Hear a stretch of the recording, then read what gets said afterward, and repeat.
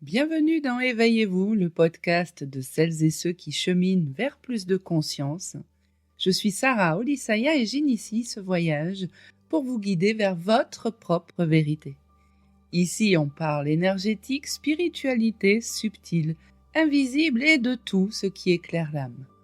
Entrez dans l'espace de l'âme et bon voyage! Bienvenue dans Éveillez-vous, je suis Sarah Olisaya et aujourd'hui, nous allons plonger ensemble dans un phénomène aussi courant que méconnu. Il s'agit de l'auto-sabotage. L'auto-sabotage, c'est une histoire que l'on connaît tous. Imaginez une femme qui rêve de changer de vie, de créer son activité, d'écrire un livre ou simplement de s'aimer mieux. Elle sent l'élan en elle, elle commence à avancer et puis soudain, sans raison apparente, elle procrastine, elle doute, elle recule, elle se dit qu'elle n'est pas prête et elle abandonne. Tout semblait aligné, mais quelque chose en elle l'a freinée. Ce quelque chose, ce n'est pas l'extérieur. Ce quelque chose, ce n'est pas le manque de temps, ni les circonstances, ni les autres. C'est elle-même. Voilà ce qu'est l'auto-sabotage. C'est se tirer une balle dans le pied juste avant de courir. C'est se couper les ailes juste au moment de voler. L'auto-sabotage, c'est ce phénomène mystérieux et pourtant si commun par lequel vous devenez l'obstacle à votre propre épanouissement. Alors ce n'est pas un choix conscient, ce n'est pas une simple faiblesse de volonté, c'est un mécanisme inconscient, alors très souvent ancien, hérité d'expériences passées qui ont laissé en vous des traces profondes, émotionnelles, énergétiques et parfois même transgénérationnelles. Imaginez que vous êtes en train de construire une maison. Vous avez les plans, vous avez les outils, vous avez l'inspiration. Mais chaque fois que vous terminez un mur, une autre partie de vous passe derrière et démonte une partie de l'édifice. Alors pas pour saboter gratuitement, mais parce qu'elle a peur que cette maison ne soit pas solide, ou qu'elle ne soit pas pour vous, ou que si elle est trop belle, quelqu'un vienne vous la voler. Voilà ce qu'est l'auto-sabotage. Une partie de vous agit à contre-courant, non pas par malveillance, mais par peur. Peur de réussir, peur d'être vu, peur d'échouer, peur de perdre quelque chose ou quelqu'un en gagnant autre chose. Ce comportement s'enracine parfois dans ce que l'on peut appeler une loyauté inconsciente à l'ancien soi.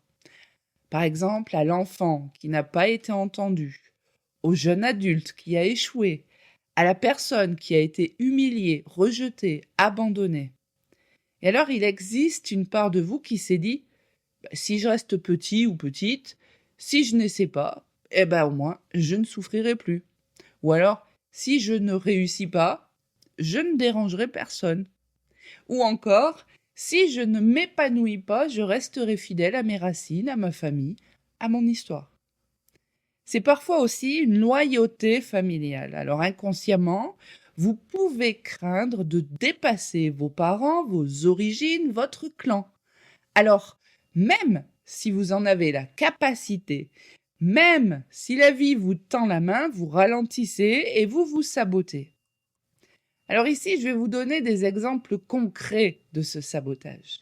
Par exemple, vous rêvez de lancer un projet, mais vous passez des mois à le perfectionner sans jamais le publier. Ou bien vous entrez dans une relation saine, mais vous devenez distant ou suspicieux jusqu'à tout faire capoter. Encore un autre exemple, vous vous préparez à passer un entretien ou un examen et la veille, vous tombez malade ou vous perdez vos moyens. Et enfin, un dernier exemple, vous recevez une opportunité incroyable et vous vous convainquez que vous ne méritez pas ou que ce n'est pas le bon moment. Ce n'est pas parce que vous êtes incapable, c'est parce qu'une voix intérieure, souvent très ancienne, vous chuchote des croyances comme « tu vas échouer »,« si tu réussis, tu vas être seul »,« si tu brilles, tu seras jalousé »,« ce n'est pas pour toi ».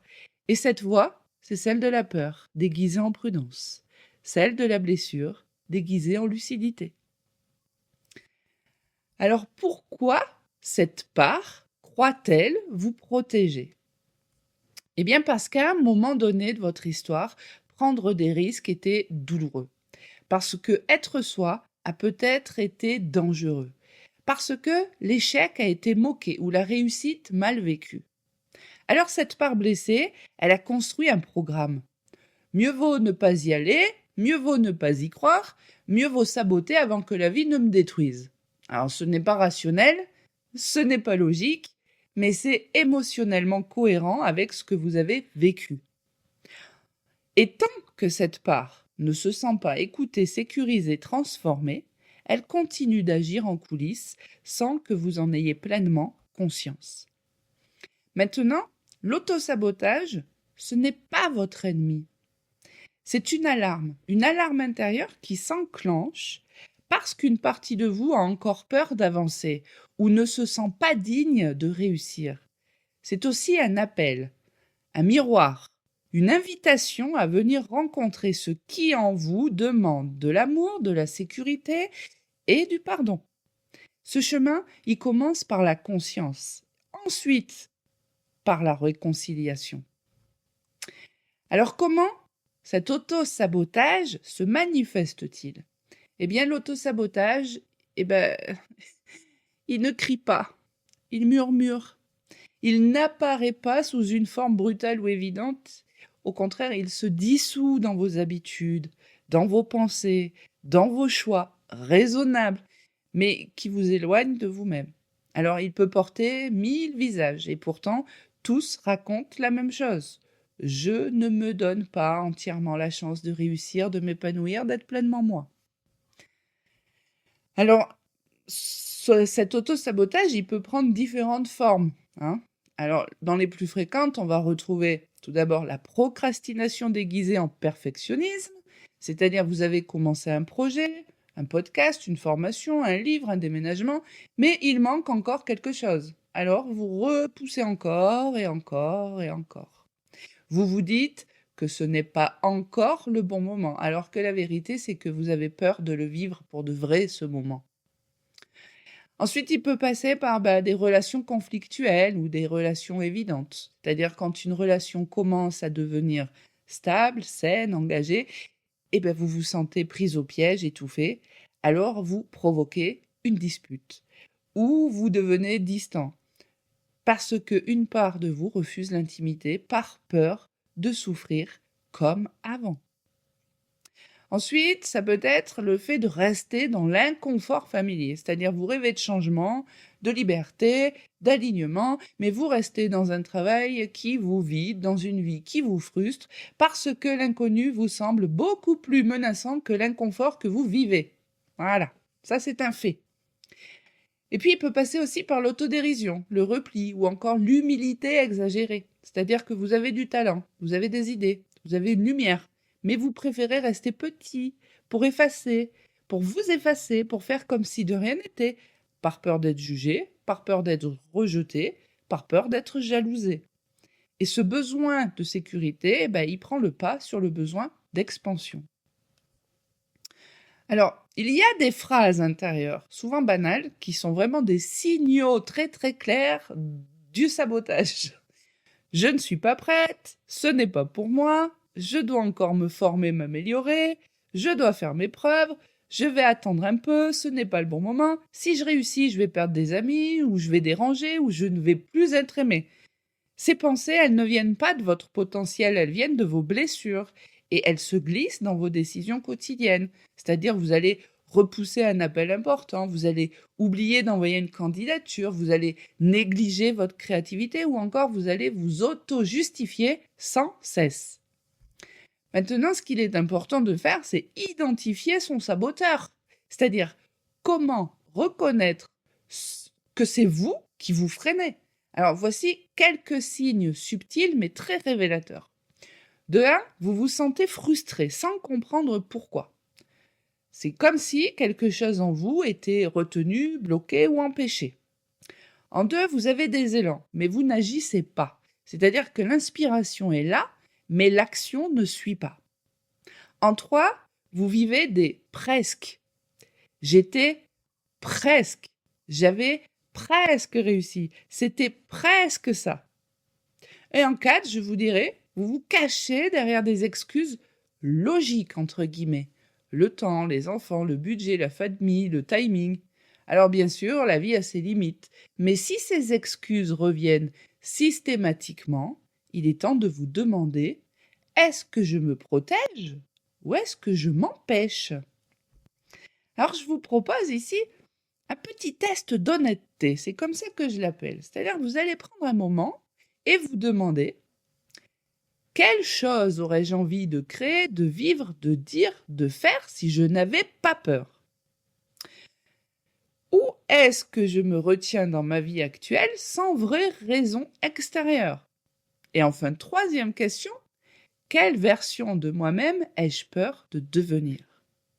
Parfois, votre lumière vous effraie autant que votre ombre, parce qu'elle exige que vous sortiez du connu, parce qu'elle vous demande de briser des fidélités invisibles.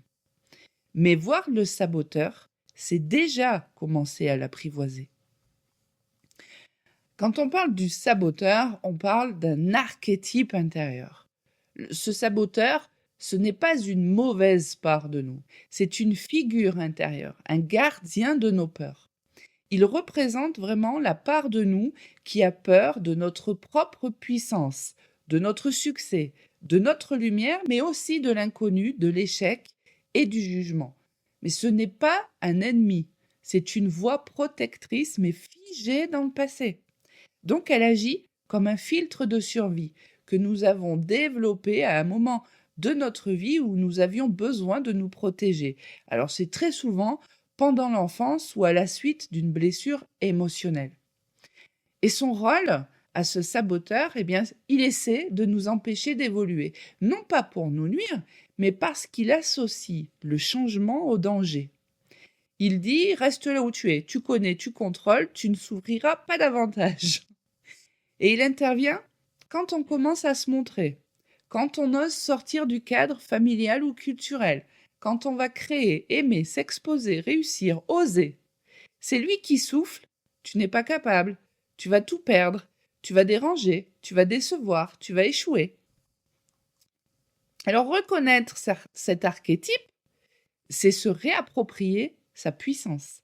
Parce que le saboteur redoute, ce que le saboteur redoute, c'est exactement là où se trouve notre expansion. Là où il y a la peur, il y a souvent un passage.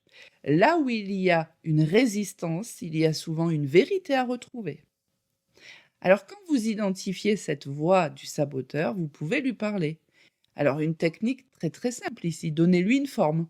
Que ce soit un personnage, une image, visualisez-le comme vous voulez. À quoi ressemble-t-il votre saboteur? Écoutez ce qu'il dit, écoutez ce qu'il veut vous dire, ce qu'il a à vous dire. Et remerciez-le de vouloir vous protéger. Puis rassurez cette part de vous. Aujourd'hui, je suis capable, j'ai grandi, je peux me soutenir moi-même. Alors pourquoi est-ce qu'il agit comme ça? Eh bien, parce qu'il croit vous sauver du pire. Le saboteur intérieur pense vous éviter l'échec, le rejet, la douleur et le vide. Mais en réalité, il vous enferme dans une boucle de survie qui vous empêche d'évoluer et de vous révéler. Et souvent, ce saboteur prend sa source dans l'enfance, quand vous avez été rabaissé, ignoré, moqué, mal aimé, rejeté. Quand on vous a appris qu'il valait mieux ne pas déranger, ne pas briller, ne pas rêver trop grand. Alors une part de vous a appris à se faire petite, à ne pas espérer pour ne pas être déçu, à ne pas créer pour ne pas échouer, à ne pas aimer trop fort pour ne pas souffrir. Et ce conditionnement est resté gravé comme un réflexe de protection. Mais aujourd'hui, vous n'êtes plus cet enfant. Vous avez des ressources, de la conscience, de la maturité et surtout le droit de vivre autre chose. Le saboteur ne se montre pas toujours frontalement. Il agit souvent en douce, à travers vos choix quotidiens. Alors, voici ici quelques exemples concrets, souvent invisibles. Tout d'abord, ne pas oser se lancer, c'est-à-dire avoir 1000 idées, 1000 envies, mais attendre le bon moment qui finalement ne vient jamais. C'est douter, chercher la perfection, avoir peur de déranger, avoir peur de ne pas être prêt.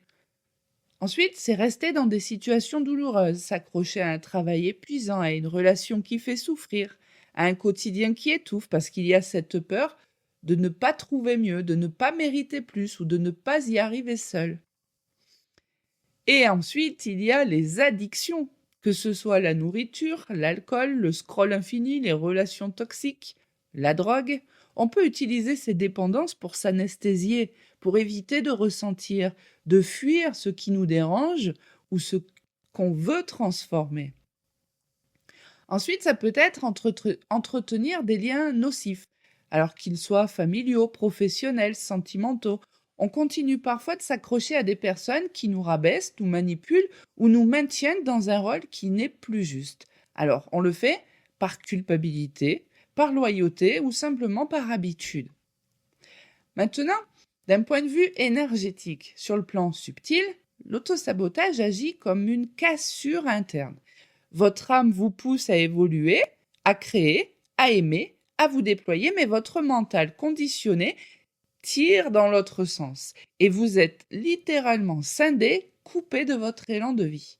Alors cela crée tout d'abord une perte d'énergie inexpliquée, une impression d'être vidé, épuisé, bloqué. Ça peut aussi être des douleurs physiques récurrentes dans certaines zones, plexus, gorge, cœur, des sensations de nœuds, de ralentissement, voire d'auto-punition inconsciente. Alors comment on fait pour retrouver l'alignement? Eh bien, on commence par voir. On commence par identifier cette part qui sabote sans jugement. On nomme les comportements, les habitudes, les justifications, puis petit à petit, on rassure ce saboteur. Je sais que tu veux me protéger, mais aujourd'hui, j'ai changé. Aujourd'hui, j'ai grandi. Aujourd'hui, je peux avancer en sécurité. On va venir vraiment créer un dialogue intérieur. Hein. En créant ce dialogue intérieur, eh bien, il y a une rééducation énergétique et émotionnelle qui opère. Alors, je vous propose ici un rituel de reconnexion qui s'appelle, dans le cadre de cet épisode, Je choisis d'avancer. Alors, prévoyez un petit quart d'heure, hein, et faites-le de préférence le matin ou le soir dans un espace tranquille. Alors, vous allez déjà vous trouver un endroit calme où vous n'allez pas être dérangé. Vous pouvez, si vous en avez envie, allumer une bougie ou de l'encens. Si vous aimez les pierres, vous pouvez en prendre une qui vous rassure, comme la labradorite, l'améthyste, la pierre de lune ou le quartz rose. Et vous vous installez confortablement avec un carnet, un stylo, une tasse de thé si vous le souhaitez. Puis vous allez prendre 3 grandes respirations, lentes et profondes. Et ensuite, sur votre carnet, vous allez écrire cette phrase. Je vois où je me sabote et je choisis de comprendre. Je répète, vous allez écrire sur votre carnet. Je vois où je me sabote et je choisis de comprendre. Puis vous allez répondre avec beaucoup d'honnêteté aux questions suivantes, sans vous juger et sans vous corriger. De 1, quelle est la dernière chose que vous ayez abandonnée sans raison claire? Donc je vais vous les reformuler comme si c'était comme vous allez l'écrire vous. Hein. Quelle est la dernière chose que j'ai abandonnée sans raison claire? Un projet, une idée, une envie, une rencontre, quoi? Deuxième question. Qu'est-ce que je me dis intérieurement quand je veux avancer? Et vous allez noter ici toutes les phrases qui viennent, même dures ou absurdes. En 3. À quoi ai-je peur de renoncer si je réussis? Il y a peut-être certaines parties de nous qui ont peur de perdre de l'amour, du confort ou une identité. En 4. À qui suis-je resté loyal en m'empêchant d'être libre ou accompli? Parce que parfois, on reste dans la souffrance parce que nos proches ont aussi souffert. Et dernière question, qu'est-ce que je n'ose pas encore m'autoriser et pourquoi? Alors vous prendrez le temps pour répondre à cela. Vous allez vous laisser écrire, même une seule phrase suffit. L'autosabotage, ce n'est pas une malédiction, ce n'est pas une punition. C'est une alerte, une invitation, un appel à guérir une part de vous qui a encore peur d'être pleinement vivante. Et chaque fois que vous prenez conscience d'un mécanisme inconscient, vous reprenez votre pouvoir. Chaque fois que vous choisissez l'amour de soi plutôt que la peur, vous vous rapprochez de votre vérité. Alors doucement, avec patience, vous pouvez reprogrammer votre intérieur. Non pas pour devenir une version parfaite, mais pour redevenir vous-même, dans toute votre lumière.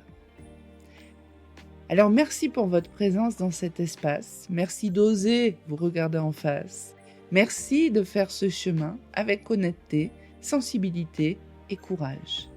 N'hésitez pas dans l'espace commentaire à laisser votre message, à poser vos questions ou à me faire part de sujets qui pourraient vous intéresser pour la suite. Dans le prochain épisode, nous allons plonger dans un autre sujet fondamental qui s'appelle le besoin de contrôle. Et pourquoi nous avons tant de mal à lâcher prise. D'où vient ce besoin de tout maîtriser? Et surtout, comment retrouver la paix intérieure en accueillant l'incertitude. Avant de vous dire à très bientôt, je vous dis aussi qu'une méditation guidée va être déposée aussi sur ma chaîne en lien avec justement cet auto-sabotage. Je vous dis à très bientôt, prenez soin de vous et continuez d'éveiller votre conscience.